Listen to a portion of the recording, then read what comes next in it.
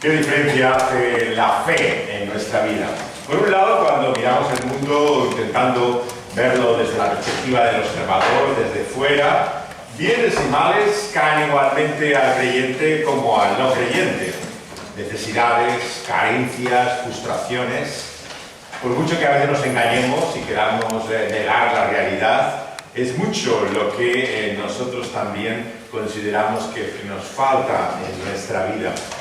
Pero es a la luz además de esa gran necesidad que todos tenemos ante la realidad última, que es el juicio de Dios, aquel que todo lo ve, que ante esa perspectiva de lo que significa su justicia, todos estamos en falta.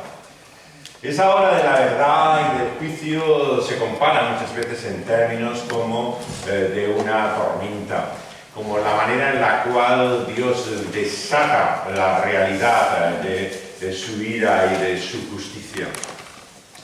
Y la fe se presenta como el refugio, el único refugio que hay frente a esa tormenta. Pero ¿qué podemos esperar ahora, aquí, en el presente, del cuidado y de la gracia de Dios? De eso también nos habla este libro de Ruth. Hemos dejado este segundo capítulo a la mitad, en las palabras que dan título a esta serie, que nos habla de la realidad de lo que significa estar guardado, refugiado bajo sus alas, en el versículo 12. Y vamos a ver hoy la siguiente parte de ese capítulo, que es el segundo de este libro de Ruth, o sea, a partir del verso que lleva el número 13. Que comienza con la referencia a ella como dice así Ruth. Señor mío, está hablando a voz, introducimos ayer que apareció en este capítulo por primera vez. Halle yo gracia delante de tus ojos, porque me has consolado, y porque has hablado al corazón de tu sierva, aunque no soy ni como una de tus criadas. Y voz le dijo a la hora de comer, ven aquí, come del pan, moja tu bocado en el vinagre, y ella se sentó junto a los segadores, y él le dio del potaje y comió hasta que se sació, y le sobró. Luego se levantó para espigar, y voz mandó a sus criados diciendo que recoja también espigas entre las gavillas, y no las avergoncéis. Y dejaréis también caer para ella algo de los manojos, y lo dejaréis para que lo recoja y no la reprendáis. Espigó pues en el campo hasta la noche, y desgranó lo que había recogido, que fue como un efa de cebada.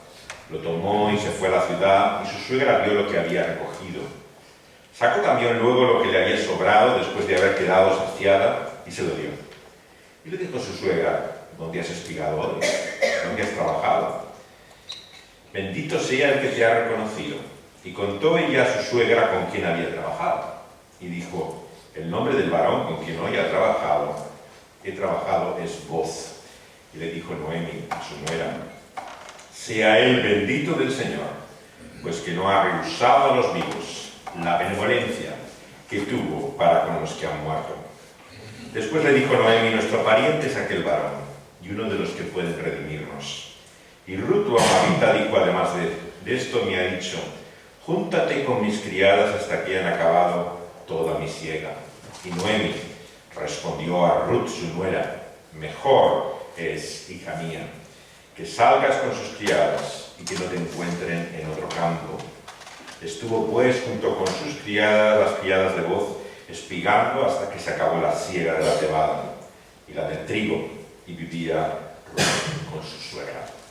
Hasta aquí la palabra de Dios. La tensión y paradoja de la vida cristiana llega también a nuestra experiencia hoy. Por un lado nos encontramos con un Dios que provee, un Dios que muestra su gracia, su generosidad ya en el presente. Pero al mismo tiempo encontramos que la seguridad y la confianza que Dios nos da alcanza hasta la eternidad. Y esto ha llevado a muchos a esta tensión. ¿Qué bendición de Dios podemos esperar ahora y aquí, en el presente? Con demasiada frecuencia se utiliza tal vez la expresión teología de la prosperidad para referirse a las falsas promesas que muchos predicadores hacen en el mundo evangélico en particular, de que si confías en Dios puedes tener no solamente la provisión y el cuidado de Él para tus necesidades, sino que, como en esta historia de Ruth, va más allá de lo que tú necesitas, porque nuestro Dios es un Dios generoso, un Dios que se complace en colmarnos totalmente, ¿no?, de su bendición. Y claro, mirámoslo por un momento desde su perspectiva, ¿no?, de cómo lo ven estos también nuestros hermanos en la fe, muchos de ellos. Están apuntando una verdad, claro.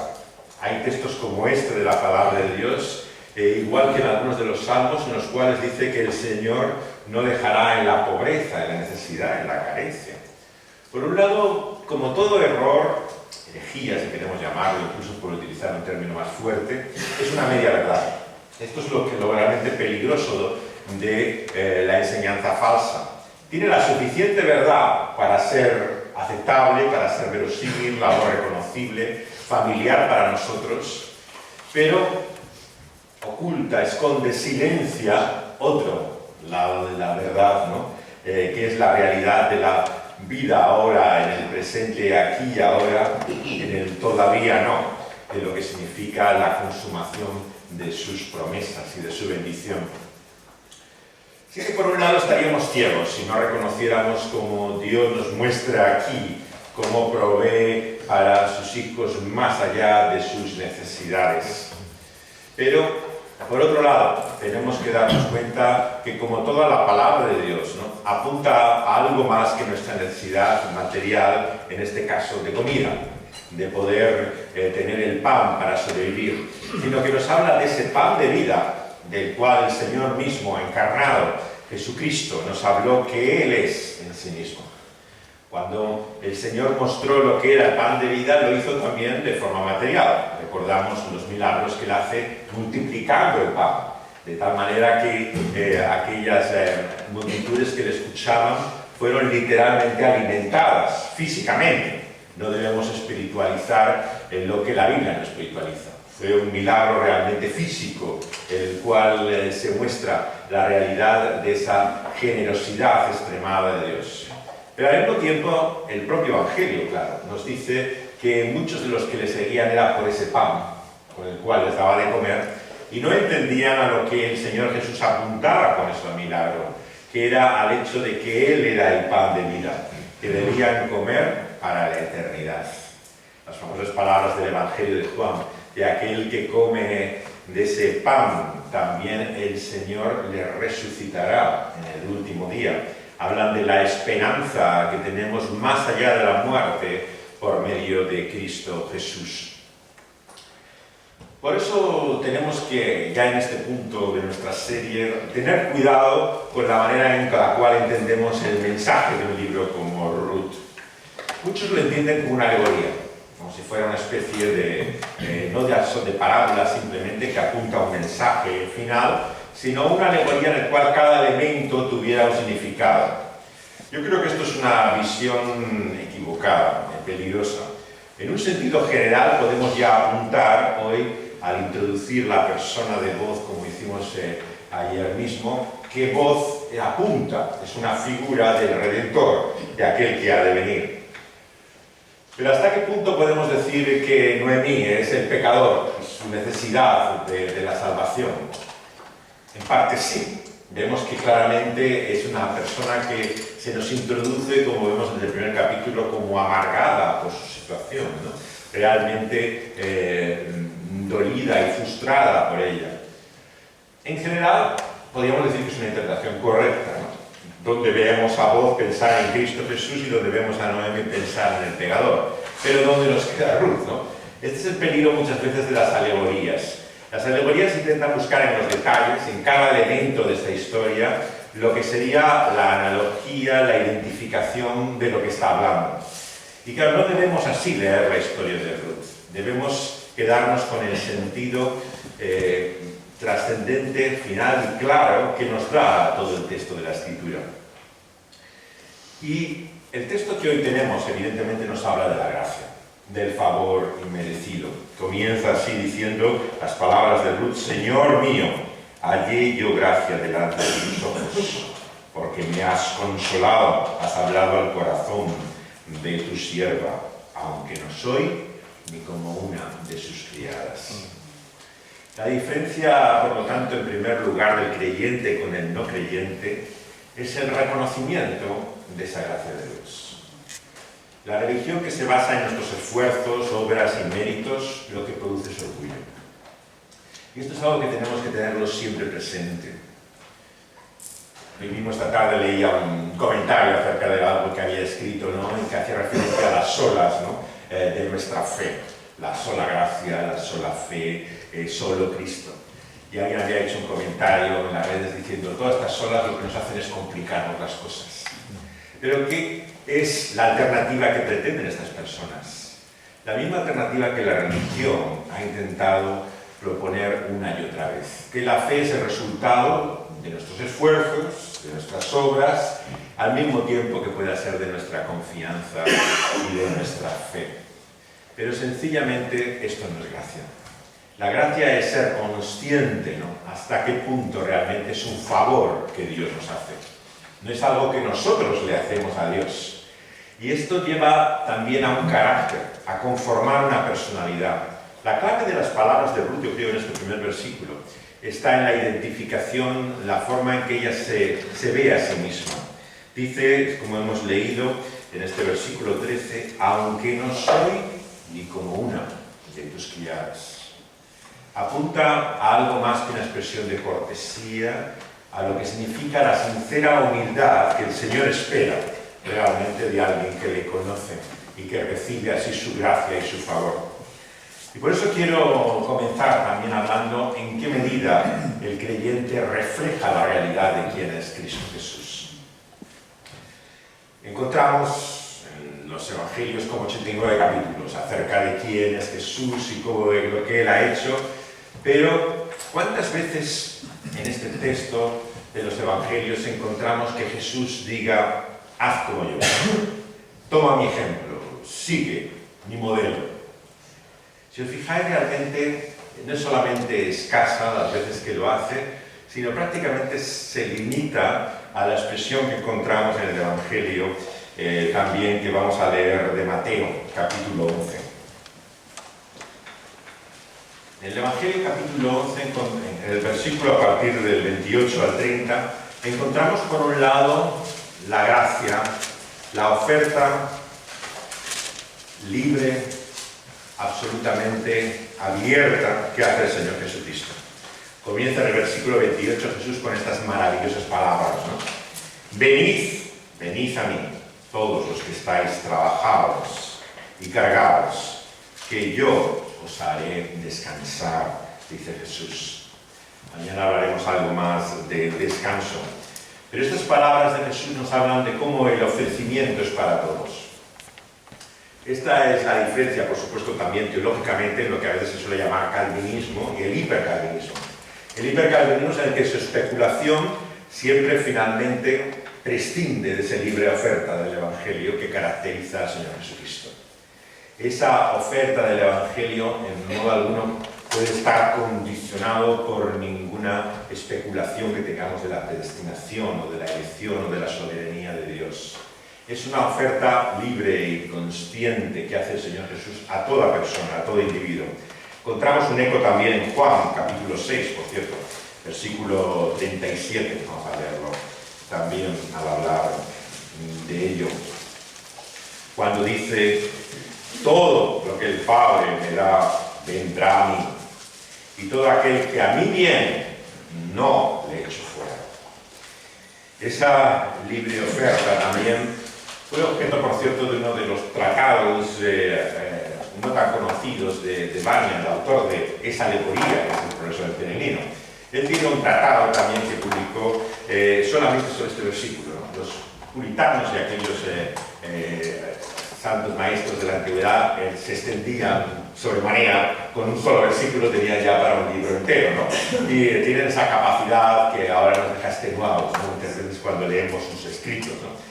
Y Bunyan, el padre, como sabemos, del movimiento bautista, pero que estuvo preso, un hombre que tenía un gran fervor por el Evangelio y tuvo una historia de conversión de gracia. realmente de conciencia y de recibimiento de la gracia extraordinaria, ¿no? La gracia abundante al pecador es su texto más conocido junto con el peregrino. Pero él tiene uno en el 1638, ¿no? Que se llama Ven y sé bienvenido por Jesucristo, que es la exposición de este texto de acá, en el cual enfatiza, ¿no?, básicamente en todo el tratado el hecho de que el Señor Jesús llama a todos a venir a Él, ¿no?, con esa promesa: todo aquel que venga a Él, yo no le echo fuera. Y esta es la confianza con la cual debemos acercarnos a ese refugio en medio de la tormenta que es Cristo Jesús, con la seguridad de que Él nos recibe. Pero eso implica también una humildad. Y por eso el texto de Mateo a continuación dice: llevad mi yugo sobre vosotros, aprended de mí, que soy manso, que soy humilde de corazón, y es así como hallaréis descanso para vuestras almas. Por lo tanto, ¿qué podemos decir que es la respuesta nuestra a esa gracia de Dios? ¿En qué se muestra la fe del creyente, ¿no?, respecto al no creyente? Yo creo que la única forma que podemos entenderla es como el Señor Jesús mismo la explica. Y el Señor Jesús dice: en lo único que podemos ser como el Señor Jesús es en mansedumbre y humildad. No hay otro de los atributos o características a los cuales nos apunte Él, por lo menos directamente, en los evangelios, a imitarle o a seguirle. Y esto es lo que encontramos en Ruth. Ese conocimiento de sí misma que le hace indigna. Siempre se habla de ella como la moabita, la extranjera, ¿no? Ella se ve como alguien que no tiene ni derecho a ser sierva de voz. Ve no solamente su pequeñez, sino su indignidad. Y yo creo que la forma en que debemos recibir en primer lugar esa gracia de Dios, como hizo Ruth, es con esa consciencia de nuestra propia indignidad. Con esa humildad de la que nos habla el Señor Jesucristo, que debemos ver también en nosotros reflejado algo de lo que hay en Cristo Jesús, manso y humilde. Como cristianos muchas veces tenemos demasiada tolerancia para el orgullo, para la autosuficiencia, para personas que llenas de sí mismas, ¿no?, hacen exhibición. Por un lado, de sus logros en la obra de Dios. Tristemente, aquellos que están en el ministerio y en el servicio del Señor son los primeros tentados constantemente a llamar la atención sobre sí mismo. Yo y yo. Esto es lo que he hecho, he logrado, he conseguido. Pero ¿qué hay de esa humildad de la que nos habla aquí el Señor Jesucristo? Muy poco en ella, ¿no? Lo que vemos es que la obra de Dios y en su servicio es su obra, no la nuestra. Y por lo tanto lo que corresponde a aquel que es un siervo del Señor es no solamente el lenguaje, sino la realidad de la humildad. Entender que lo de bueno que podamos hacer en la vida, entre lo mucho malo que hacemos, ¿no?, es desde luego de Dios mismo. Si hay algo que sea de beneficio, si hay algo que sea de utilidad o de provecho, debemos dar gracias a Dios por ello, porque no es de nosotros, sino cualquier cosa de su gracia y de su bien viene solamente de Él. Entonces, debemos tener cuidado no solamente en entender nuestra humilde posición en medio de su obra, sino también en lo que llamamos la santidad o la vida cristiana, la madurez, como queramos llamarlo, el camino y la senda en la cual le seguimos. En cuanto más estamos llenos de nosotros mismos, cuanto más buscamos nuestra propia satisfacción, menos reflejamos la actitud que aquí Ruth muestra y que el Señor Jesús nos llama a imitar. En ese sentido, no hay mayor contradicción que un santo orgulloso de su santidad. Claro, todo aquel que se ufana de la manera en que está consagrado a Dios, que está totalmente entregado a Él, muestra muy poco del Señor Jesús y de lo que Él significa. Creo que muchos de nosotros hemos tenido la experiencia de encontrar a un cristiano en nuestro camino que nos ha llegado a asombrar, a admirar, ¿no?, y a considerar como un ejemplo que dice a nuestro propio ser, ¿no?, esto es un verdadero cristiano, ¿no?, cuando conoces a una persona así. Pero yo os puedo decir que las personas que he conocido que realmente me han dejado asombrado y admirado por su fe han sido también las personas más humildes, ¿no? Y muchas veces aquellos que más reconocido como grandes hombres de Dios, se veían como muy pequeños. Se veían a sí mismos como Ruth se ve aquí, indignos totalmente de quién era él. Mientras que muchas veces son aquellos que se ufanan de cuánto tiempo dedican a orar a Dios, cómo se levantan de temprano para tener su tiempo devocional, cómo se esfuerzan por dar testimonio a otros, ¿no? Los que menos muestran el carácter de Cristo. Recordemos cómo el Señor Jesús mismo en el Sermón del Monte le dice así a sus discípulos: cuando vosotros vayáis y al Señor os entreguéis en oración, en ayuno, hacerlo a puerta cerrada, no visiblemente, no proclamándolo en las esquinas para que la gente vea lo santo que tú eres. Así hacen los religiosos de los tiempos de Jesús, pero así no debían hacer sus discípulos. Todo lo contrario, no era una exhibición de santidad, sino lo que le reconocían era la realidad de su humildad. Creo que uno de los hombres más humildes que he conocido fue un maestro que tuve a una juventud bastante realmente temprana en mi vida, que fue John Stott. John Stott, que muchos conocéis por sus libros, tuvo un tiempo al final de su vida cuando él ya tenía una salud que no era tan buena para viajar como hacía por todo el mundo, y en Londres pensaron hacer un instituto básicamente pensado para estudiantes también extranjeros, no solamente británicos, que siguieran con él durante un año, ¿no? una formación sobre la Biblia y sobre el mundo y cómo responder en nuestra fe a la vida actual, ¿no? Y tuve la oportunidad de ser becado con él, ¿no? Y asistía también a su iglesia en Londres. Y me asombró, como a muchos que le conocieron, la tremenda humildad que tenía ese hombre, ¿no? Era una cosa absolutamente excepcional. Y vivía un poco obnubilado por esa imagen, ¿no? Hasta que un día asistí a una escena que contaba en mi libro sobre él, que fue el último que publiqué el año pasado sobre Stott, ¿no? En el cual a él le incomodaba mucho cuando venía la gente a elogiarme, ¿no? O sea, se acercaba muchas veces a sitios donde iba a predicar, conferencias, y la gente le decía lo maravilloso que era, lo que había, y le notaba siempre los gestos de nerviosismo, intentando de alguna forma escabullirse de aquella situación. Pero hubo un momento, una de las pocas veces que le vi realmente más parecido a perder el control, ¿no? O sea, alguien que ya había llegado como al borde de su límite de la paciencia. Y le dijo estas palabras que nunca olvidaré, siempre las he tenido presente en mi mente. Le dijo: si usted supiera cómo soy, me abofetería y escupiría la cara. Y entonces me di cuenta de dónde estaba el secreto de la humildad de este hombre. El secreto de su humildad era precisamente que él se veía el más miserable de todos. Y como él se veía tan indigno, se veía tan absolutamente falto y carente, es que mostraba la humildad que tenía.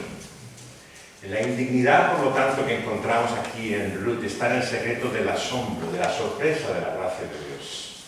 Como se muestra para ella por medio de voz, es por su conciencia, por el sentido que ella tiene de su propia indignidad. Y aquí encontramos también en nuestra historia cómo a continuación, ¿no?, ella recibe más allá que lo que la ley en el Levítico y Deuteronomio decía que debía darse para el pobre necesitado.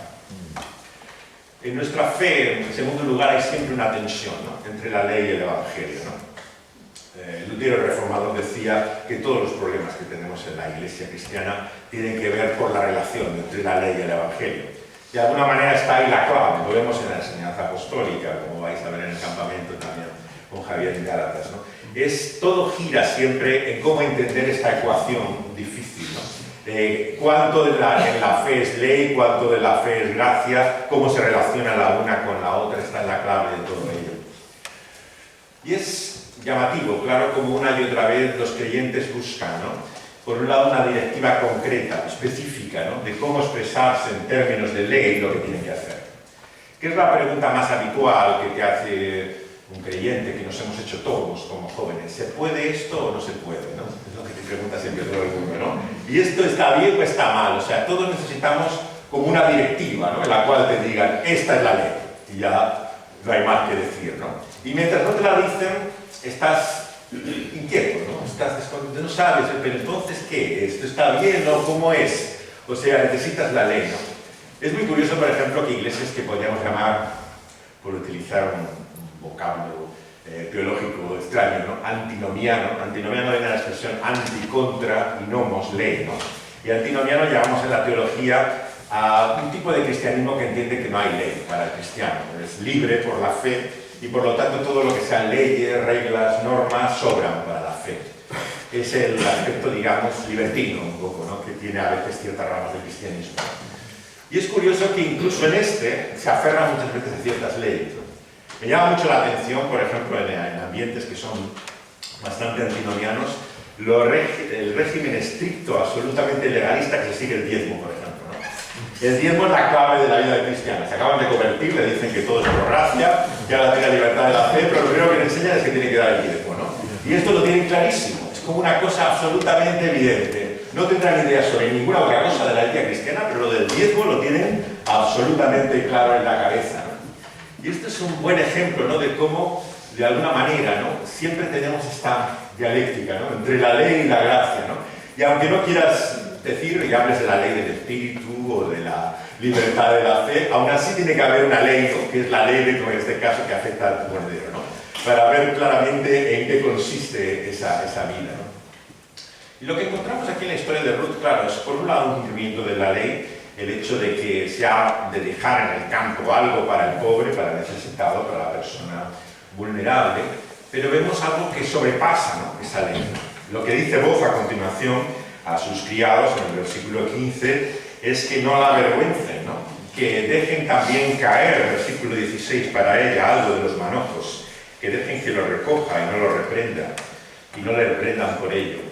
O sea, que no sean tan sumamente escrupulosos, ¿no? Y cuidadosos, que no dejen para ella, y sobre todo que no se vea avergonzada por la ayuda que recibe. Y esto nos muestra también lo que es la gracia, ¿no? La gracia va más allá de la ley porque es generosidad. Es pródiga en su derroche, en su sobreabundancia. Recordemos que cuando el Señor hace mismo el milagro del pan, ¿no? Sobreabunda.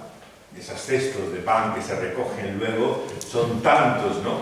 Que van más allá de la necesidad que había de esa multitud que estaba escuchando a Jesús, ¿no? Y eso nos lleva a entender que es la gracia la que produce la generosidad. Yo creo firmemente que si echamos de menos más generosidad en medio del pueblo de Dios, lo que necesitamos es más gracia y no más ley. La solución para la generosidad no es normas más restrictivas en cuanto a cómo utilizar nuestro dinero, de qué hacerlo, sino comprender la gracia de Dios que recibimos es lo que estimulará nuestra generosidad. Es la lógica de Pablo en los Corintios. Recordáis que él no se avergüenza de hablar de las ofrendas.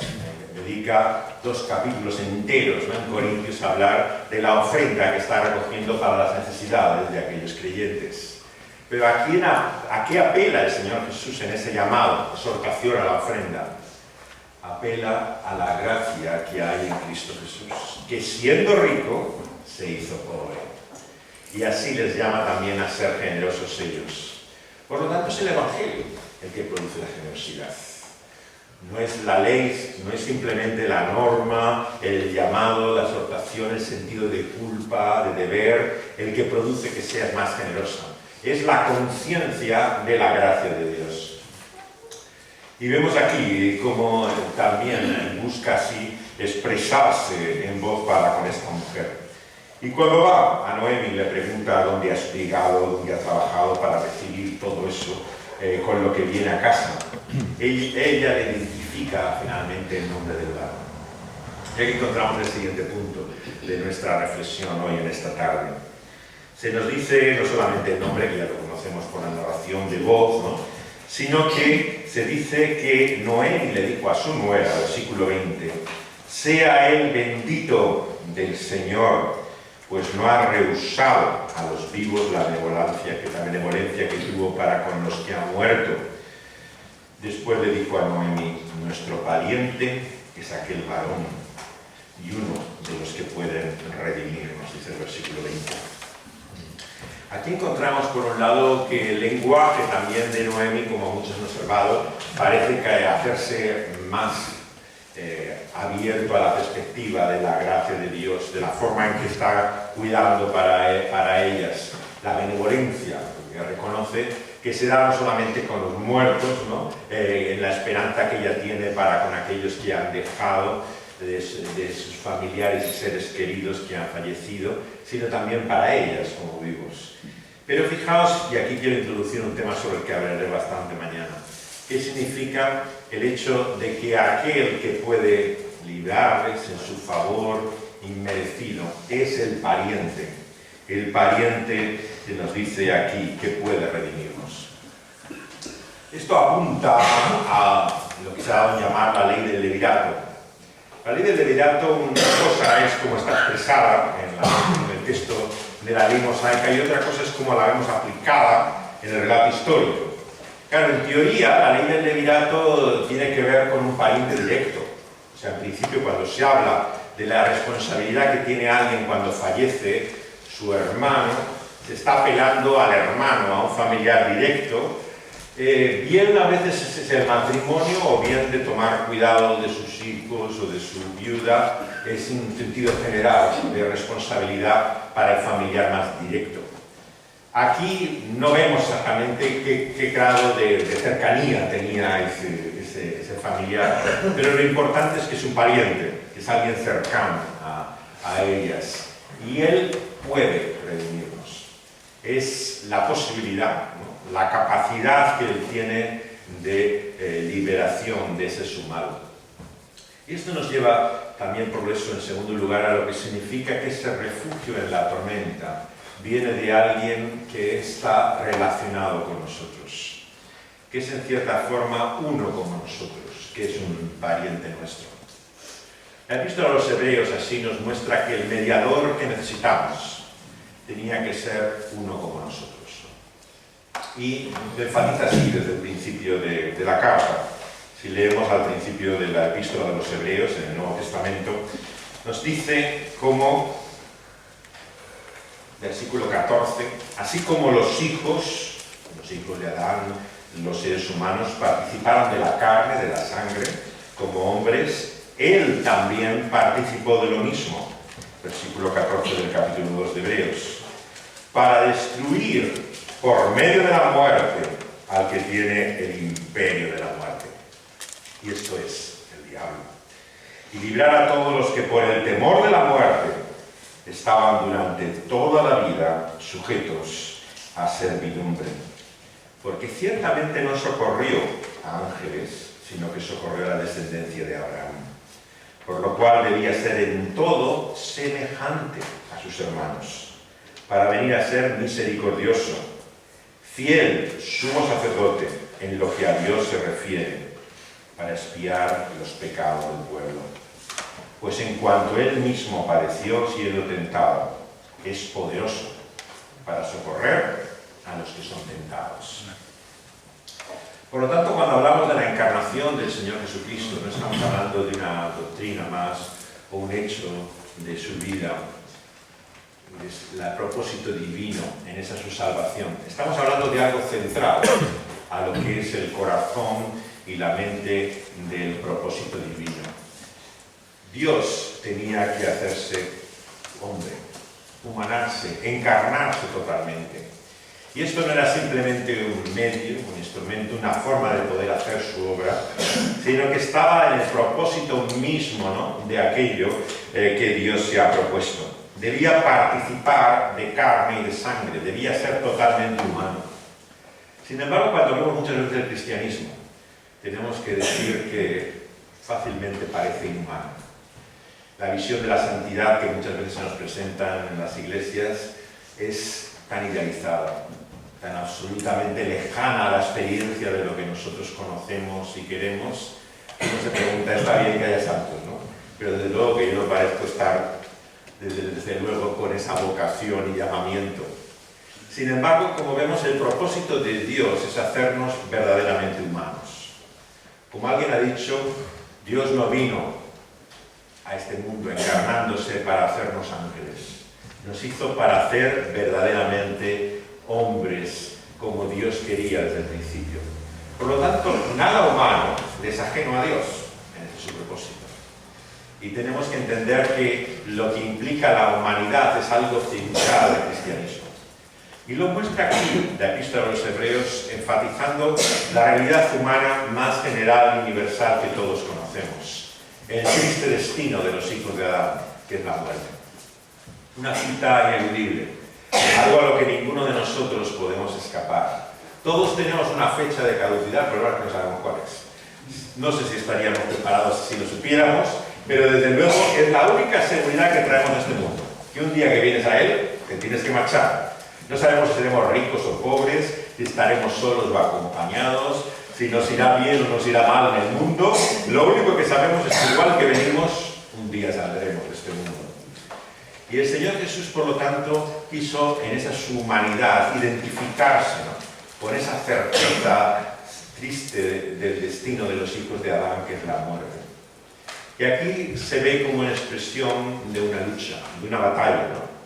El Señor nos dice que al humanarse busca destruir y acabar en ese enfrentamiento al que tiene el imperio de la muerte. Y esto es el diablo. Es una expresión extraña, ¿no? Para muchos les ha llamado la atención, ¿no? Es ciertamente una identificación singular, ¿no? El poder que tiene, en este caso nos dice aquí Hebreos, el diablo de la muerte, ¿no? Yo lo que puedo llegar a entender con estas palabras de Hebreos es, en primer lugar, que la muerte no tiene nada de natural. Que quien te dice, como el no creyente tantas veces dice, bueno, la muerte es normal, igual que la naturaleza en torno a nuestro, ¿no?, crece, igualmente se marchita y todo finalmente se disuelve, así también es la vida. La muerte es algo antinatural, es algo que no está claramente en el propósito de Dios ni de su creación. Y es porque está bajo el dominio, la sujeción de un poder sobrenatural, en un sentido, aunque es una criatura, el diablo no es ningún Dios, ni tiene los poderes ni atributos que Dios tiene, pero ejerce una esclavitud, un dominio, ¿no?, sobre nosotros. ¿Y cuál es ese dominio? Lo explica a continuación, versículo a continuación número 15. El dominio que el diablo tiene por medio de la muerte es el miedo, es el temor. Claro, sabemos que habrá siempre algún no cristiano que conozcamos que diga, yo miedo a la muerte yo no tengo, a mí qué más me da, esto no me importa, no me afecta nada, a vivir como 3 días y ya llegaremos a lo que sea. Sí, eso dices, ¿no? Pero es como el silbido de la oscuridad, ¿no?, el que quiere darse consuelo, intentando tener valor cuando lo que está es temblando, ¿no?, ante la realidad de lo que tiene delante. No os creáis cuando alguien dice no tengo miedo a la muerte. Primero porque no ha llegado esa hora. Habrá que verle cuando llegue esa hora. Una cosa es hablar de la muerte en general, decía el poeta francés Paul Valéry, la muerte es eso que solo suele suceder a los demás, ¿no? Mientras la muerte es a otros, realmente puedes decir lo que quieras sobre ella. Pero cuando la muerte es tu muerte, la cosa se mira desde otra perspectiva muy diferente, ¿no? Y es el dominio, la esclavitud, ¿no?, la sujeción que el diablo también tiene sobre el ser humano. En primer lugar, el instinto de supervivencia. Es asombroso, ¿no?, como cuando ocurre un desastre, una catástrofe, ¿no? Uno busca librarse por sí mismo y es un extraño caso de heroicidad, ¿no?, cuando alguien se pone a ayudar a otros, ¿no? Porque la tendencia natural es a ir corriendo el primero, ¿no?, y no preocuparte de ningún otro, ¿no? El instinto de supervivencia viene por esa conciencia, ¿no?, de que no hay mayor mal que uno pueda tener, que es la muerte, ¿no? Y así valoramos los desastres, ¿no?, según el número de fallecidos, así es el desastre, ¿no? Mientras sobrevivan, aunque estén más o menos tocados y realmente heridos por ello, es relativo, ¿no? Lo grave realmente es cuando mueren, ¿no? Y ese es el dominio, la sujeción que tiene el diablo sobre nosotros, la manera en la cual nos muestra, ¿no?, nuestra mortalidad, ¿no?, la realidad de nuestra completa debilidad. En este mundo, además, en el cual la vejez se hace cada vez más incomprensible, ¿no? Nos dicen que los que tenemos 60 ahora son los 40 de hoy, no sé cuántos tienen 50, y te dicen todas estas tonterías, ¿no?, que te están diciendo, ¿no? Pero tú lo que ves es que cada día tiene más achaques, ¿no? El cuerpo te duele por todas partes y no sé dónde está esa experiencia, ¿no?, maravillosa por la cual ahora todos somos eternamente jóvenes, ¿no? Ya mientras te mantengas al día en el gimnasio, ¿no?, y tengas una vida sana, realmente no hay nada que preocuparse, ¿no? Sabemos perfectamente, ¿no?, que nuestra vida y nuestro cuerpo te indica que va deteriorándose y que se anuncia, ¿no?, esa realidad que es la muerte. Y el diablo, por lo tanto, pone en nosotros, como dice aquí, temor, miedo. El temor y el miedo a que esto se acaba, que esto, lo que has vivido, te enfrentas a lo desconocido. Muchos han hablado así de la muerte, ¿no? La muerte es el enfrentarse a una realidad que no conocemos y por lo tanto nos produce ese temor natural de lo desconocido, de lo que no sabes, a lo que te vas a enfrentar, ¿no? Y esto es algo que, como dice aquí, el diablo también utiliza, ¿no? Y el hecho de producir ese temor, ese miedo en nosotros, ¿no? Pero Él ha venido a socorrernos y en todo es semejante a sus hermanos para ser misericordioso, fiel sumo sacerdote. No hay forma de mostrar compasión por alguien si no te identificas con él. Este es el gran problema de los cristianos que juzgan y condenan al pecador. Como no se ponen en su lugar, como ellos son santos, como ellos no participan de esa maldad, no hay el menor resquicio de misericordia. Claro, la misericordia uno la siente cuando se ve con el mismo mal de aquella persona con la que estás juzgando y examinando. Y este es un problema que todos tenemos, ¿no?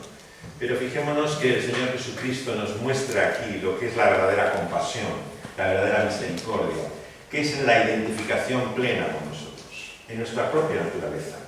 Si no nos ponemos en el lugar del otro, no podemos sentir compasión. Y es así como Dios tenía que mostrar esa misericordia que vemos en voz, poniéndose en el lugar nuestro. Y por eso es que nuestra salvación no está en voz y en su generosidad, sino en el Señor Jesucristo. Porque el Señor Jesucristo es el único realmente que, siendo Dios, se encarnó plenamente. Tomó nuestra necesidad en la pobreza y la carencia más absoluta. El Señor Jesús vino a este mundo, como dijimos ayer, a Belén, en todas las privaciones. No creció en un palacio, no vivió con los privilegios que el mundo ofrece, sino vivió falto de cosas elementales y experimentó a sí mismo nuestra necesidad. Y por eso nos dice el apóstol en la enseñanza de Hebreos que tiene compasión de nosotros, sabe lo que nosotros vivimos. Y nos dice que Él, al padecer así, también fue tentado. El sufrimiento y la aflicción es también una tentación. La palabra prueba, sabéis algunos que tiene ese doble carácter. Por un lado, la prueba es tentación y la tentación es prueba. Generalmente la solemos utilizar la palabra según nuestra conveniencia. Nosotros tenemos pruebas, los dos tentaciones, ¿no? Pero la realidad es que toda tentación es una prueba, no hay una prueba o una tentación. Y siempre que sufres una crisis, que tienes una carencia, una falta, ¿no?, te enfrentas a lo que la palabra de Dios también llama la tentación. Y nos dice aquí que solamente hay alguien poderoso para socorrernos, como dice también en otra parte del Nuevo Testamento, de la Escritura, para poder socorrernos en el momento de la tentación, que es aquel que Él mismo padeció siendo tentado. El Señor Jesucristo, por lo tanto, se nos muestra desde el principio de su ministerio, antes incluso de empezar a predicar, en el desierto, no en el Vergel del Edén, en el paraíso, en el cual fue creado el ser humano, sino en la más carente necesidad. ¿Y qué es lo primero que al Señor Jesús le faltó en la tentación? El pan. Nos dice que la tentación del maligno, el engañador y mentiroso, cuando el diablo se acerca al Señor Jesucristo, es: si tienes hambre, haz que estas piedras se conviertan en pan, podrás comer de ellas. ¿Para qué estás sufriendo hambre y necesidad si tú tienes el poder para poder convertir a estas piedras en pan?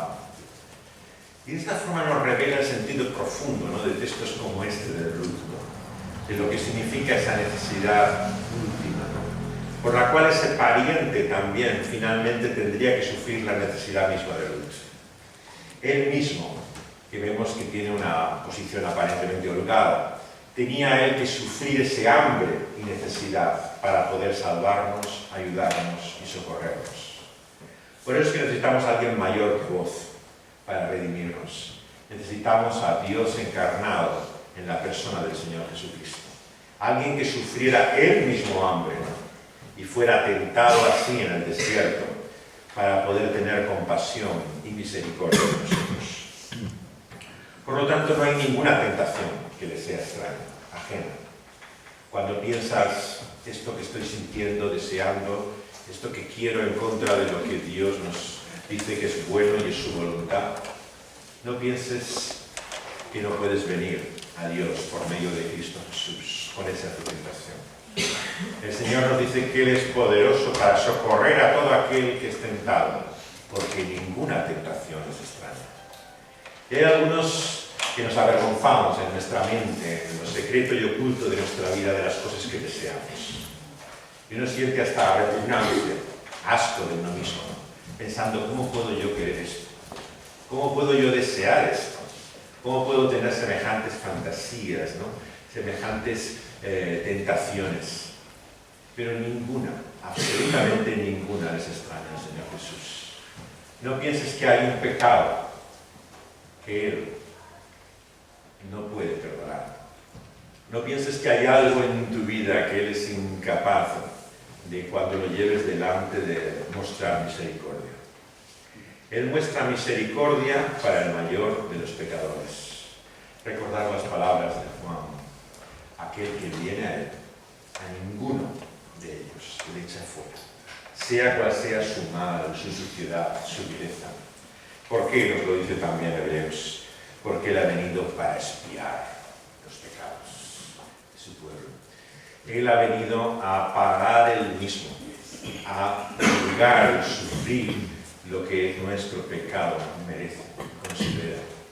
Por lo tanto, el pecado recibe castigo, pero la cuestión es que es Él quien recibe ese castigo en nuestro lugar. Eso es la expiación. La expiación es que todo mal tiene consecuencias, pero la consecuencia última la ha llevado el Señor Jesucristo. Y cuando vienes a Él con tu pecado y te preguntas qué va a ser de mí después de lo que yo he hecho, ¿no? De la realidad de lo que yo siento y lo que yo pienso, tienes que entender que Él ha pagado por ese pecado. Esa deuda ha sido saldada, que Él ha sufrido la consecuencia en la cruz del Calvario. La cruz es, por lo tanto, el lugar de expiación del Señor Jesucristo, igual que la resurrección es su victoria frente a ese enemigo que tiene el imperio de la muerte, que es el diablo. La muerte y la resurrección son esos dos lados de esa misma obra redentora que solamente podía hacer un pariente nuestro. Y es importante entender esto una y otra vez en la Escritura, que el único que puede salvarnos es un Dios que es verdaderamente humano, el Señor Jesucristo, verdadero Dios y completamente hombre. Solamente Él puede rescatarnos de nuestra condición. Y finalmente, para acabar, también nuestro texto nos muestra las palabras que le dice Noemi también a Ruth. Cuando le dice que Boaz le ha dicho que se quede con sus criadas hasta que acaba la siega, le dice Noemi finalmente en el versículo 22, al acabar nuestro texto, a su nuera: mejor es, hija mía, que salgas con sus criadas, que no te encuentren en otro campo. Por lo tanto, buscar refugio en el Señor Jesucristo es buscarlo solamente en Él, únicamente en Él. Él es el único que puede proveer para nuestras necesidades, el único que puede socorrernos. Y esto, como decía antes, siempre será un escándalo para la religión, para la moralidad. Porque te dicen, sí, muy bien, que Dios nos te ayude, pero tendrás algo que hacer tú, ¿no? Porque si no, ¿cómo te va Dios a salvar, a ayudar? Es la combinación de tu esfuerzo para sobrevivir y salir adelante con la ayuda de Dios que podremos finalmente tener esperanza. Pero fijaos bien que el solo Cristo, en el cual está el corazón mismo de nuestra fe, está en donde está nuestra esperanza. Donde esperamos realmente encontrar el apoyo, la ayuda, el socorro, el refugio que necesitamos. Y por eso es que Noemi le habla aquí también, con sabiduría y fe, de que no vaya a otro lugar, que no busque otra ayuda que la que Boaz le puede prestar. Y todos tenemos el corazón dividido. Seamos sinceros y honestos. Fue así desde su pueblo en la antigüedad. Cuando fue sacado de Egipto, camino de la tierra prometida, ¿a qué se enfrenta una y otra vez el pueblo de Dios? A los ídolos. Ídolos que encuentran sitio en su corazón y desde que salen ya en el desierto, ¿a qué son tentados? A pensar mejor nos iba allí en Egipto, que aquí estamos.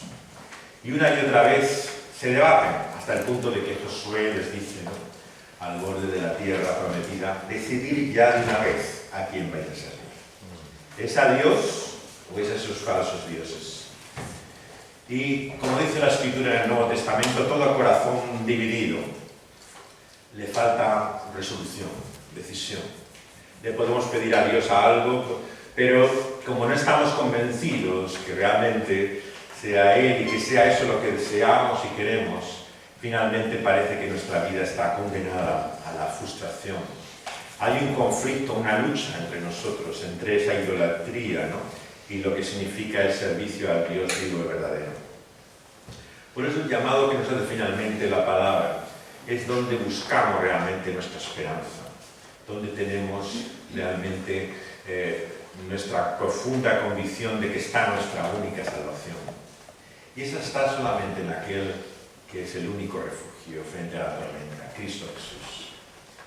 Como decía aquel gran predicador de la antigüedad, conocido su forma de expresar el Evangelio, ¿no?, ¿qué es lo que le dirás, ¿no?, al Señor cuando estés aquel día en su tribunal? ¿Comenzará con algo de ti? Yo pienso, yo creo, yo hice, yo sentí. ¿O comenzará con el nombre del Señor Jesucristo? Porque esa es la gran diferencia finalmente que hace la fe. La fe es saber que a la hora de la verdad, ante aquel que no podemos ocultar, esconder nada, que todo lo sabe y lo conoce, y todo lo que está en las tinieblas un día será revelado. Ese día que diremos, tierra, trágame, que dirás, ¿qué salvación hay para mí? ¿Dónde está tu esperanza? ¿Está en algo en ti o está en Cristo Jesús? Yo recuerdo de niño con muchos que se han criado con las ventajas y desventajas de la vida en el banco de iglesia.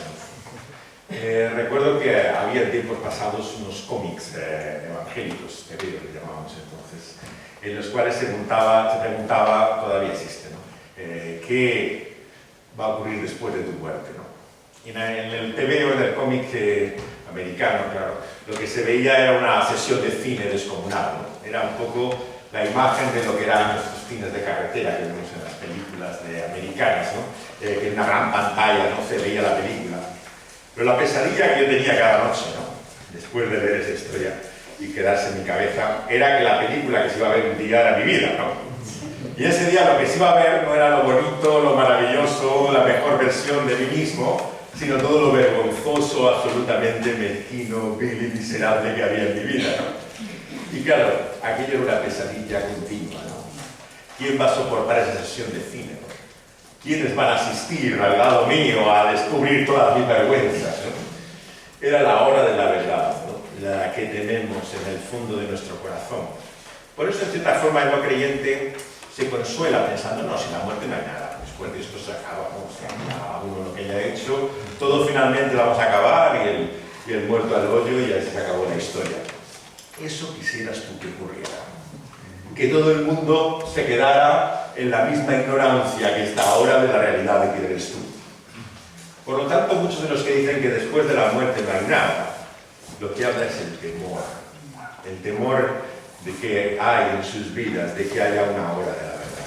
Una hora en que ya no puedan engañar a nadie, que ya no puedan poner su mejor cara a otros y pretender otra cosa de los que son, sino que aquel que todo lo conoce, que todo lo ve, ponga en evidencia la realidad de nuestras vidas. Y queridos amigos, hermanas y hermanos, ¿no?, yo la única esperanza que tengo en este día es en Cristo Jesús. Si no, esa vergüenza acabaría conmigo y con la de todos nosotros.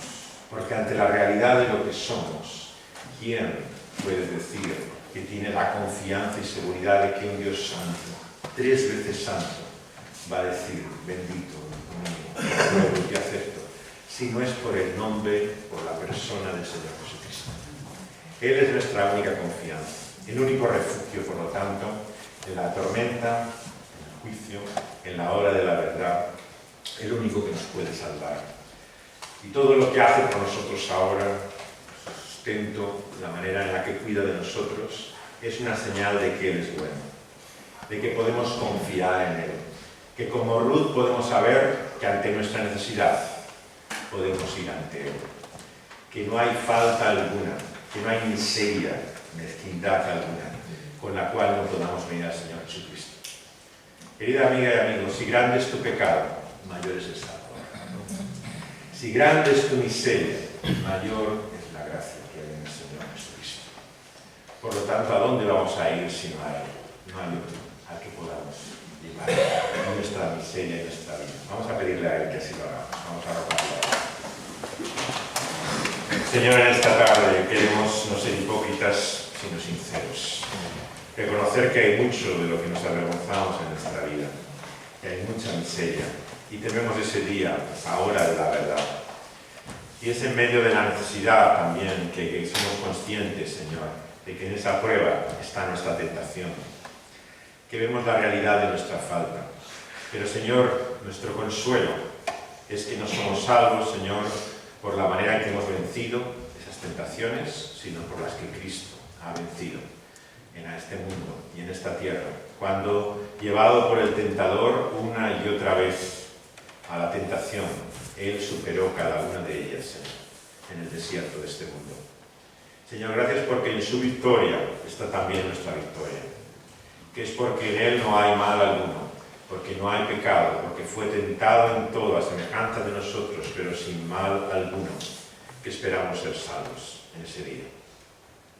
Señor, nos asombra, Señor, la perfección que hay en Cristo Jesús, pero entendemos que no hay otra forma de poder ser libre a la hora de la verdad en ese juicio que la perfección que hay en Cristo Jesús.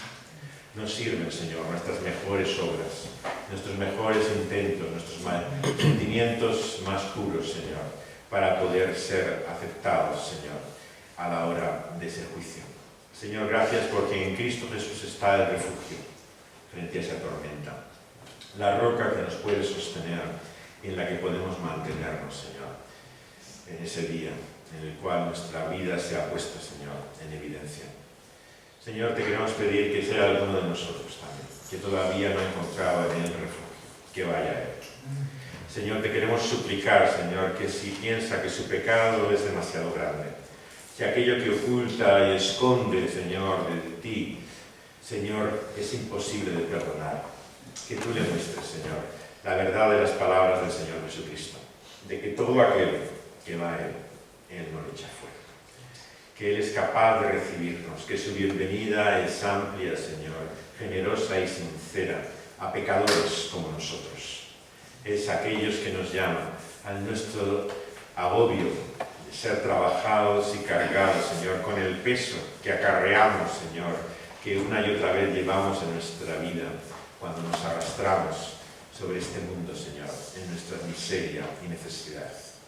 Que entendamos, Señor, que su yugo es fácil, que es ligera su carga, Señor, que Él nos muestra la realidad de su gracia, y que por lo tanto, Señor, en humildad, como Ruth, podemos decir que aunque somos indignos, Él, el Cordero de Dios, es digno. Digno de toda alabanza, digno de toda adoración, Señor, porque Él ha sido sacrificado por nuestros pecados. Él ha hecho expiación verdadera, Señor, de todo nuestro mal. La culpa ha sido pagada por su ofrenda en la cruz del Calvario. Y a medida que muchos de nosotros vemos que se acerca ese día del cual muchas veces no queremos pensar, ese momento de nuestra muerte, que podamos entender que Él ha vencido al imperio de la muerte, que Él, Señor, ha acabado con el poder de Satanás, Señor, y el temor que produce en nosotros una y otra vez. Que podamos entender, Señor, que la muerte no es más que la entrada en la vida, Señor, que hay en ti por Cristo Jesús. Y que por lo tanto, Señor, ¿qué será mejor para nosotros, Señor, sino estar contigo para siempre? Porque ahí está el verdadero bien, está la auténtica fiesta. Está el banquete, Señor, que nos llena y nos sacia, por el cual ya no hay más necesidad. No habrá más hambre, no habrá más carencia, Señor, y sentido de falta, porque tú llenarás nuestras vidas, como nada en este mundo puede llenarlo. Que podamos por eso buscar solo en Él lo que este mundo no puede, Señor, ofrecernos y darnos verdaderamente. Señor, te lo pedimos así, en el nombre y para la gloria del Señor Jesucristo. Amén.